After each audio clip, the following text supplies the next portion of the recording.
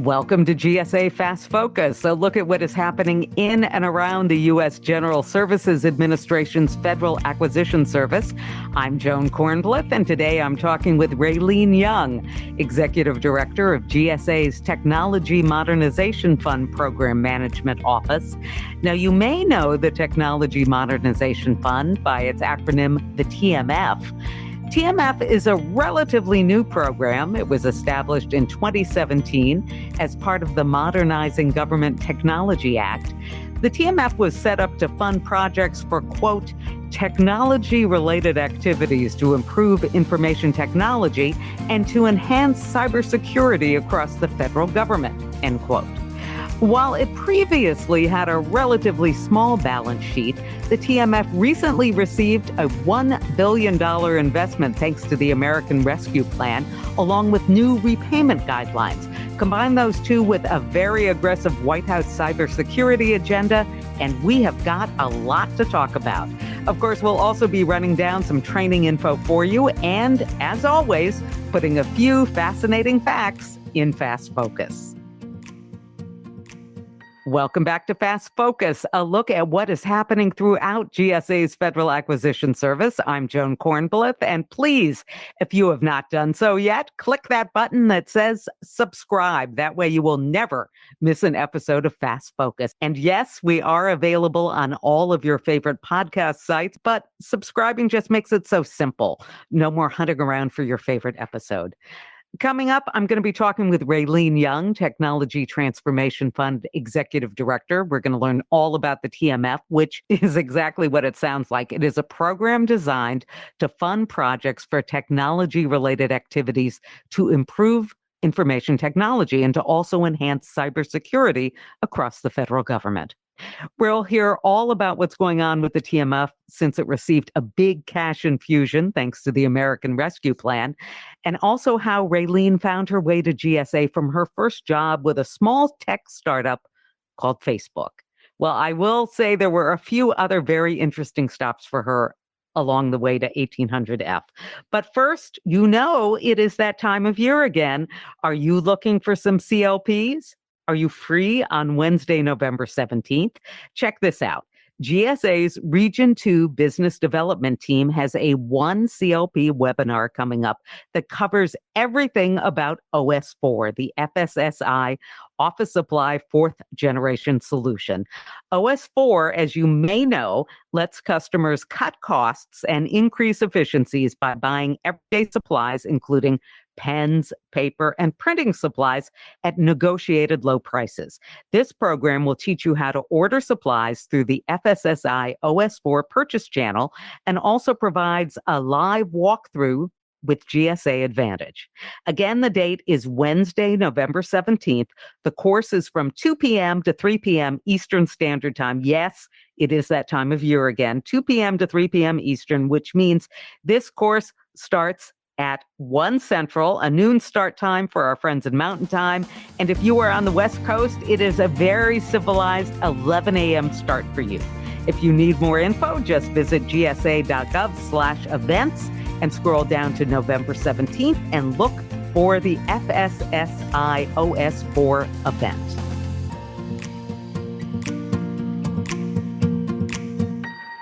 Welcome back to Fast Focus. So look at what's happening in and around GSA's Federal Acquisition Service. I'm Joan Kornblith, and today I am joined by Raylene Yung, Executive Director of the Technology Modernization Fund. Welcome to Fast Focus.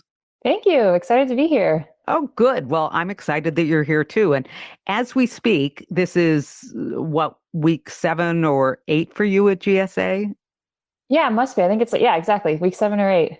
Well, I mentioned earlier that your first job was at Facebook. Now, you were not there at day one, but the Facebook that you joined as an engineer isn't quite the same company that it is today. Before we dive into the TMF, let's talk a little bit about you.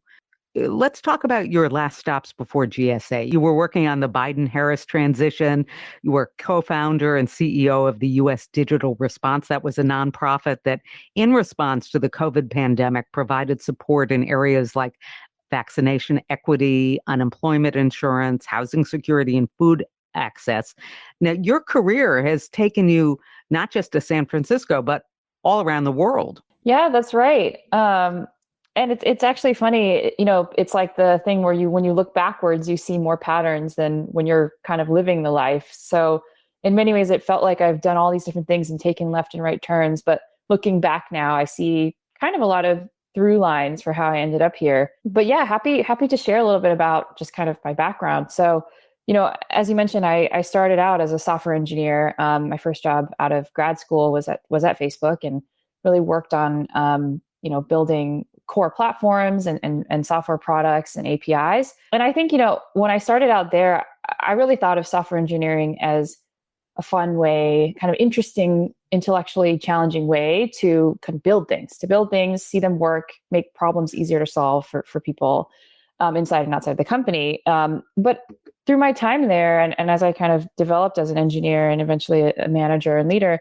I kind of recognize that what's so powerful about technology is the ability it has to change people's lives in many ways. And the more I worked on it, the more I thought about what is the most positive impact that technology can have on not just people's lives but society. And so, years after I left Facebook, I joined another startup and I spent some time abroad thinking and looking at how technology was scaling in emerging countries. And then finally, realized maybe the best way to have that impact is actually to join the public sector, to kind of work with governments, and where I think, of all entities in the world, I think governments have the most responsibility to serving the people that live here and society in general. So that's kind of how I ended up doing what I'm doing now. So at what point did you say public service is cool? I think actually public service is something I've been interested in probably my whole life. You know, from a young age, I grew up really, I say, being a child of the public system. I went to public schools growing up. One of my favorite institutions that we have is the public library system. Oh, yeah. My big field trip every Saturday was to go to the library with my parents and check out, kind of a stack of books 3 feet high and get through them each week and return them. So I have so much gratitude to just the public services that everyone relies on in this country. So I would say it's always been in the back of my mind. And even when I was in college, I thought, instead of joining a private sector company, should I do something else? So I'd say it's kind of always been there. But as a software engineer, in Silicon Valley, I think there was so much draw, and I'm also very driven by learning and growth and personal growth. And so there was just so much draw to see what was happening in this kind of new industry that was growing. And I think I spent 10 years there, really kind of becoming just better and more well-versed in software engineering and engineering management, product management. And so in 2019, when I left my last tech job, I had this moment where it almost all came together, where I realized, I still had that passion for public service. Now I had all these kind of skills I'd honed in industry. How could I finally bring these things together, right?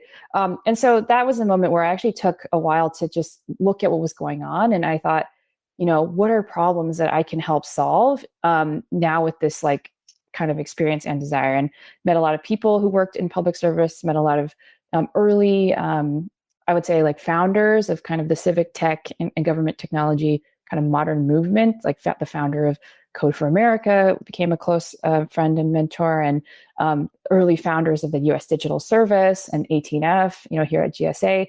And so I just really got to know the people. And then from there, it felt like something that became more and more something I could see myself doing. I could just kind of picture what it might look like to work in the government.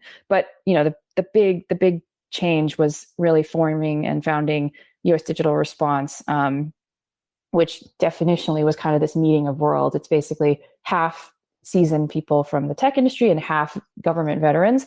And it was just an amazing kind of trial run in a way of public service, but kind of slightly from the outside and slightly from the inside. So tell us a little bit more about that. I mean, how did you roll this out? And then what happened? If we kind of rewind to March 2020, there was a lot happening in the world then. And as I mentioned, I'd kind of, at that point in time, been really actively thinking about how to kind of marry my desire for public service and my experience in the tech industry. So at that time, there was a small group of people coming together, alumni from TMF, from US Digital Service, who were thinking, how do we proactively offer help to state and local governments that are really going to be facing sort of unprecedented challenges from the COVID-19 pandemic?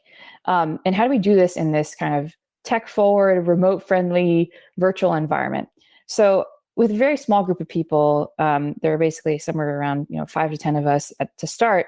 We decided, hey, let's just get together and start getting people together to start offering help to governments where we can. That quickly snowballed much faster than any of us expected. I think within a month, we had 3,000 or 4,000 people who had signed up to give their time. And we had dozens of government partners, people who actually worked in state and local governments. So just imagine month over month, we kind of built more familiarity with the challenges that state and local governments were facing. And we built kind of this growing sort of virtual army or community of technologists who just wanted to help and give back to their local communities or to local governments in general.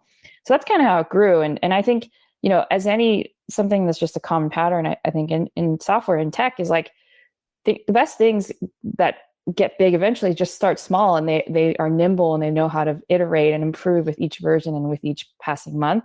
So that was really the story of US Digital Response. Every month that it has existed, I think it has in some ways reinvented itself, taken on new problems, taken on new team members, and I think just kind of learned and grown and tried to have more impact. I'm Joan Kornblith. You're listening to GSA Fast Focus. By the way, if you have not yet subscribed to our podcast, please do so. It's just a quick click and it will make everyone associated with the program very happy. If you have got questions about anything you are hearing today or someone you'd like to hear featured on this program, send us a note. The email address is gsafastfocus@gsa.gov. That is GSAFAS Focus at gsa.gov. Today, my guest is Raylene Yung, Executive Director of the Technology Modernization Fund. Okay, here is the big question. It is the one I know you've been waiting for. How does the TMF work? Is this a grant system? Do agencies propose projects to improve their tech and then they get a loan from the TMF to make them happen? What is this all about? So what's so interesting about the Technology Modernization Fund is it doesn't map that cleanly to kind of these other concepts that you might think. It's not really traditional investment fund. It's not really just grant making or loans. And the reason for that is it ties together a number of different concepts that are quite unique and I think innovative in funding for technology modernization in the government. So a few different things. I think for one, it's very mission oriented and has kind of the idea of tying funding with strategic priorities and strategic direction. So one example is we recently were appropriated $1 billion from the American Rescue Plan. And that money really is meant to go towards a series of goals and kind of strategic focus areas helping systems adapt to this new world of the post-COVID-19 kind of conversion to online services and virtual services. It's focused on, helping governments leverage more shared services. It goes towards improving our cybersecurity posture and modernization across federal agencies, and it's also going towards facilitating cross-government collaboration and leveraging these shared services that I mentioned. So one is that there's sort of a strategy and a prioritization framework kind of baked into the intentions of the fund. I think another piece that makes it really interesting is it is not a kind of thing where an agency applies for funding and we give them the money and they're sort of off to the races and that's it. Instead, it's really meant to be a close collaboration between the Technology Modernization Fund and the agencies that's undertaking this modernization. So we check in regularly, every month, every quarter. And the idea of the funding itself is that it's incremental and it's tied to milestones. So a big, failure mode in a lot of large government modernizations projects is they may sign off with a contractor and spend, let's say $50 million over 5 years. And it kind of just goes off and it may or may not succeed. And actually there's a very high failure rate for large large contracts like that. And instead, the TMF is breaking that model. Instead, we may agree that, hey, this will take that much money over 5 years, but instead we have the opportunity month over month or year over year to kind of check on how it's going and actually change direction, if that makes sense. So I think those are just a few different things that make the TMF very interesting. So Walk me through this process. How are proposals submitted and how are projects considered? So federal agencies can submit what we've called like initial kind of project proposal, and it's like a short write-up of what they're trying to achieve. And the idea is that it covers, what is the impact of this modernization project? How are they going to approach it? How does it tie to kind of a broader strategic push or focus area for the TMF? And what do they need to get this project done? Down to what kind of technical approach are they taking? What kind of staffing do they need? What kind of contracting and procurement do they need to take care of? So it's really meant to give our team kind of a higher level view of what they're trying to accomplish.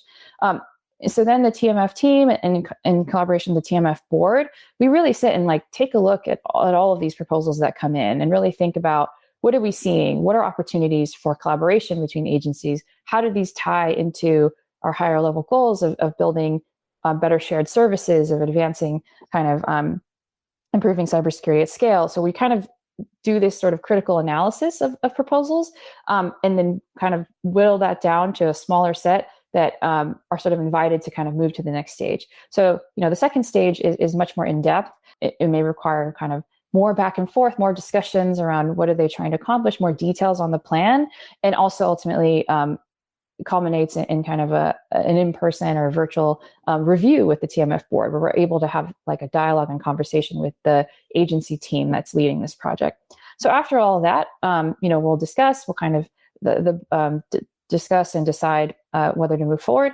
And then that's when we kind of kick off the actual investment and start by kind of granting agencies that first, that first amount of like incremental funding to kind of get them started. And it kicks off kind of a, continuous partnership where we can check in and see how things go along the way. You mentioned earlier $1 billion infusion recently. What type of projects get funded with that type of money? I mean, they can't all be big, huge projects, but and you don't have to go into too much depth. But if you could just give us sort of an overview of the type of projects that get funded by the TMF. Yeah. And I think one thing that's really also very unique is I do think we have a very unique vantage point of what is happening across the federal government. So the one thing I'll say is the proposals that we receive vary really widely. So they come from very large agencies or small agencies. Sometimes, many of them may have a common theme, like, improving and moving to a zero trust architecture, but others may be very different and very agency specific. The dollar amounts also range widely. You'll have some that sometimes are a few $100,000 requests, and sometimes it's many millions. So I think that's what makes it's very interesting. Is it's not really a formula. It really is. The idea is that these proposals really kind of match and are articulated by the agencies about something they're really specifically trying to get done. So that's kind of the types of things we receive. In terms of what we are investing in, we just announced our first tranche of awards from those ARP funds last month. And what's really exciting is, every investment that we've made actually addresses multiple kind of categories that we've been prioritizing. So we announced, 7 new awards, and 5 of them actually are all modernizing very high priority systems in the federal government. 5 of them address cybersecurity. 2 of them, are more public-facing digital services. Others are cross-governmental collaboration tools and shared services. So I think it's kind of an interesting mix, but all of them share these themes of they're really trying to advance one of these priority areas like cybersecurity, COVID-19, relief and recovery, shared services, or high-impact public-facing digital services. I'm Joan Kornbluth. You're listening to GSA Fast Focus. Today, my guest is Raylene Yung, Executive Director of the Technology Modernization Fund. We just heard a little bit about how projects are proposed and considered to receive funding from the Technology Modernization Fund. Now, are these projects all ones that are going to take 5, 10, 15 years to complete, or do some of them have much more compressed timelines? Yeah, I think actually think we look for is projects that can show impact both kind of incrementally and as they go, right? So what we're looking for is actually investments and projects that as they get kicked off, maybe in the first months or year, we can actually quickly see what those results are. And that kind of ties to our incremental and kind of more innovative funding model where we want to see progress as we go. So even though, a full end-to-end project might take a few years, we're really hoping with each quarter we're able to see what the impact is and able to kind of improve or strengthen or change direction. So I would say they're long-term in their eventual impact, but we want to see kind of those quick results and see them kind of evolve and iterate over time. And if you don't see those quick results, and then if you don't see a little while later any results, you mentioned pivoting, can you just do a complete 180 and say, wait a minute, this is not working? Let's either shut this down or just completely stop? Yeah, I think that's definitely something that we can do. And I think is something that actually is important to remember, that is a kind of property of the TMF, where, we want ultimately this money and these investments to be kind of achieving these modernization goals. So if, a project kind of ends up, and this actually, I think, in many ways we should expect to happen over time. Like you may set out to have some goal, some plan, and as you get started, you're going to learn things that make you realize either that was the wrong direction or, it's not turning out the way you expected. And so I think the flexibility is there to, like you said, either change direction, maybe stop the project, or kind of focus on other areas. And actually what's interesting is we've had a number of investments from the past few years that have actually already shown this kind of development and iteration, where in some cases they've learned something from the first 6 months or a year and realized, hey, like actually we're better off investing in this other area. And then it ends up being a conversation with the TMF and the TMF board. So I think that's definitely intention. And ultimately in the end, we just want this money and these investments to be kind of channeled towards what we think is the most impactful work. And I think that's a shared goal with the agency. So it's a conversation. And I think it's a really exciting way that we can use TMF. Okay, finally, we're at this point. I have to tell you, Raylene, this is my favorite part of the program, not just because it's the end. I shouldn't even say that. But give me a second to reach over here. I have got the old crystal ball out. I don't know if you can see it yet. It's really, it's dirty. And yes, it's in need of a deep clean. But, if it was clean and shiny, I wouldn't need to ask you this question because I could see the answer myself. We're going to look ahead 2 or 3 years. Where do you think the TMF is going to be in 2 or 3 years? Or maybe the better question is there a big void that you would like to see filled? Some project that you think the TMF could make possible? Yeah. And, this is, I think, something that just is what's so exciting about the work. Like, I think a lot about what that future vision could be. And sometimes it changes a little bit day to day, but it's always exciting. So I guess I'll answer it. What I think is special is there's so many different layers that the TMF can kind of affect. So, maybe from the bottom up, I think for one, I think it can actually just as a team, as a vehicle, kind of like model a different way to make investments, like just this idea of iterative incremental funding, this idea of like collaboration with kind of a board or a dedicated team of technologists and subject matter experts. Like, I just think it can be, and it will be kind of a new way of like investing, just sort of something that's novel. And I hope through the impact of our investments, like show that this can work and sort of serve an example for other types of investments. So that's maybe one. I think a second one is just the impact of the projects, the investments that we've made. Like, I can think of all the ones that we've made today and just imagine this world where we fast forward and we look back and we're like, wow, that investment in login.gov helped 100 million, users access services spanning dozens of federal agencies. Like, that's a world that I want to live in, right? And similarly, we just made a number of investments in helping agencies move to a zero trust architecture. And that's one where I think it's not just about those agencies. It's, can the TMF investments and collaboration take what we did with 2 or 3 agencies and actually think about how to scale out those learnings, those playbooks, those resources, just that knowledge to kind of all federal agencies. So I think there's kind of this idea of taking the impact of the investments themselves, but sort of amplifying and scaling them to enterprise-wide or kind of government-wide initiatives. So that's another layer.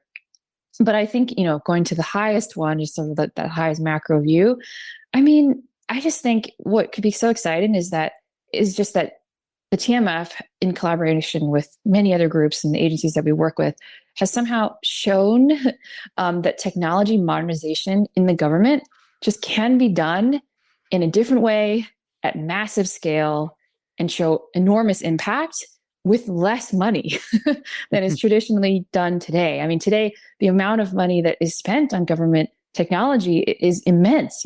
Some numbers are $90 billion a year. And actually, a tiny fraction of that goes to what I think is kind of new development or making systems actually modern and be able to be updated quickly and to be responsive, to work at the speed of need is something we always say. Like, how do we make our technology match the needs of our people, right? And I just think the TMF is going to be part of that recipe, but it's all about just, I think there's something really powerful about just showing a different way that it can be done.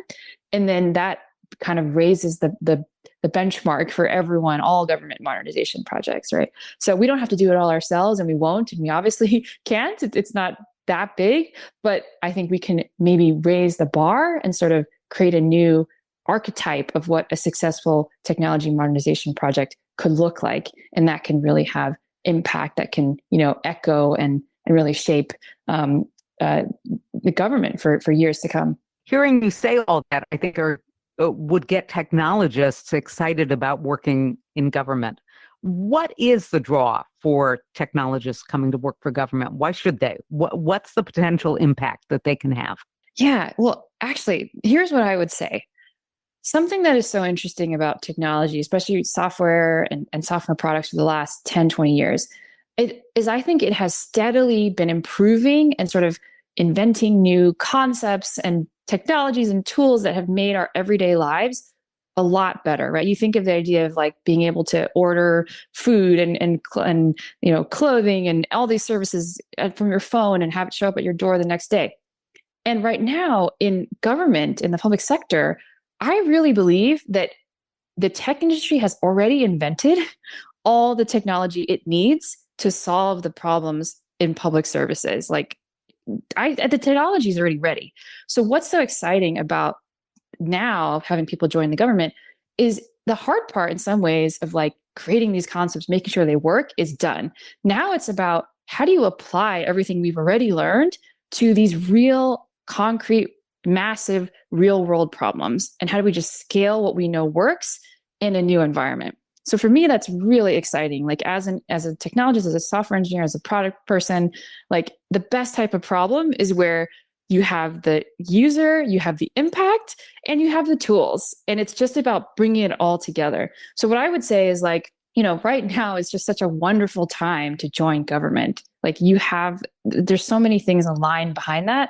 And I also believe that what's special about technology is that it can scale so much faster than most things in the world. Like if you can make it work in one system, it can be scaled like overnight. And so, yeah, I just think right now is the time. The skills are there. The time is now, really. Okay, technologists, Raylene is telling you now is the time. We've been talking with Raylene Yung, Executive Director of the Technology Modernization Fund. Thanks so much for being here with us today. If you are interested in learning more about anything you heard on this program, where can they get more information about the TMF or anything? Oh, the best place is you can check out our website, the Technology Modernization Fund. It's at tmf.cio.gov. But yeah, we hope to share a lot more on the site over as we do more. Well, you can also reach out to us with questions. The address is GSA fastfocus@gsa.gov. And please, I hope you click to subscribe to our podcast. You have not done so yet? Do it right now. We will wait for you. Coming up, news of another great training opportunity and some fascinating fast facts. I am Joan Kornblith, and you are listening to GSA Fast Focus.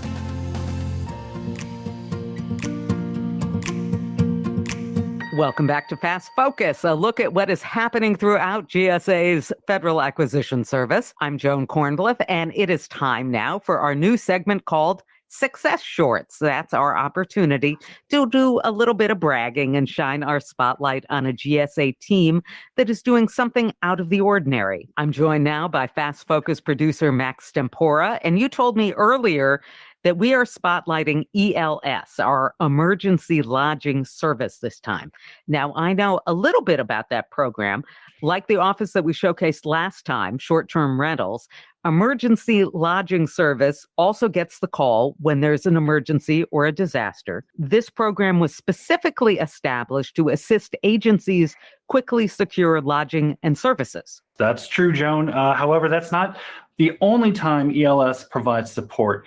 While ELS provides relief in times of natural disasters, they also have the ability to support state, tribal, and local governments when they need lodging support around national security events, say a presidential inauguration, the G7 summit to the US, political conventions, and visits by international dignitaries. Okay, so what is the ELS success story that you have for us today? So recently, when parts of Louisiana and Mississippi were left devastated during Hurricane Ida, FEMA reached out to ELS to find lodging for first responders and citizens who had been displaced by flooding. That was a big storm. It left power lines down, roads littered with debris, and communities were flooded. The ELS program was able to get the first several thousand displaced citizens into hotel rooms in less than 24 hours. After a signed declaration of disaster. I know, right? Ensuring that the families had safe places to sleep for the night. Since the onset of Hurricane Ida, 174,548 room nights have been utilized. Working that out, that's about 10,000 hotel rooms a night each day. And those rooms were stretched throughout 10 different states, from Alabama all the way out to New Mexico. So a large swath of the lower half of the United States. At this time, ELS was also working with the U.S. Army Corps of Engineers on behalf of the U.S. Department of State to secure lodging for Afghan refugees who were either COVID positive or considered medically fragile. The ELS program was able to secure an entire facility, that's all 324 rooms, in close proximity to Dulles International Airport within a few hours of the Corps of Engineers reaching out. Well, congratulations. That is a huge job. I mean, covering disasters, helping with the Afghan refugees. That success story that we're highlighting today is how the Emergency Lodging Service assisted after communities in parts of Louisiana and Mississippi were devastated by Hurricane Ida, and also the ELS role in quickly securing lodging for Afghan refugees who were either COVID positive or considered medically fragile. For more on ELS, please visit www.gsa.gov/ELS. I'm Joan Kornblith. Coming up on Fast Focus, we have a few fascinating fast facts for you.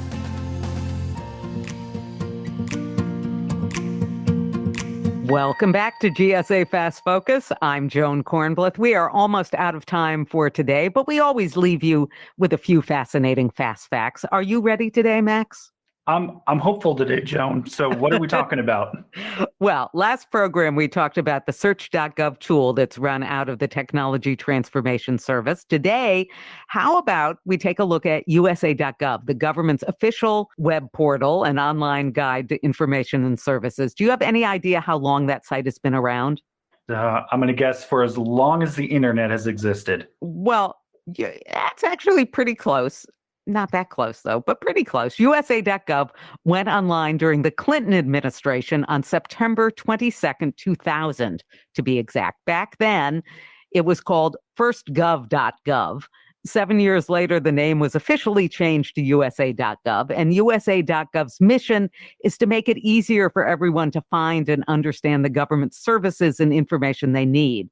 And since it's a website, the information is always available. It's available for you anytime. You can access it anywhere you are. So 24/7, no matter where you are, you just have to be able to get online, obviously. Now, you may be wondering what kind of information is available. Well, I am serious when I say I was able to find everything I was looking for. COVID facts, facts about vaccinations, information about federal student loan programs, how to research my family history in the National Archives. That was available to me on USA.gov. Details about social service agencies in my state. The list goes on, and it seems like a lot of people are looking for information. That's right, Jen. Are you ready for some facts and numbers here? Okay. Sure. Ready? So in FY20, USA.gov experienced a 54% increase in call center volume. They also had a 65% increase in web traffic and a 112% surge in email inquiries. And finally, check these last two out. USA.gov received more than 97 million website visits during FY20. Wow.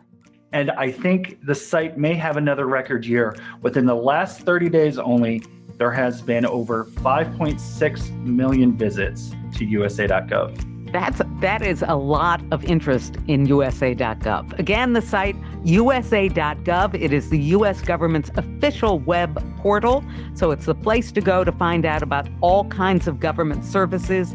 If you're looking for info about military benefits or Social Security or even unclaimed money from the government, start your search on USA.gov first. Now, if there's anything else FAS related that you'd like to learn about or someone you'd like to hear featured on FAS Focus, let me know. Send a note to GSA FAS Focus at gsa.gov. That is GSA FAS Focus at gsa.gov. I'm Joan Kornbluth. I put the words together. Max Stempora is our producer.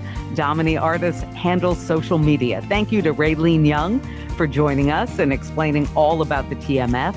FAS Focus is a production of the U.S. General Services Administration's Office of Strategic Communication.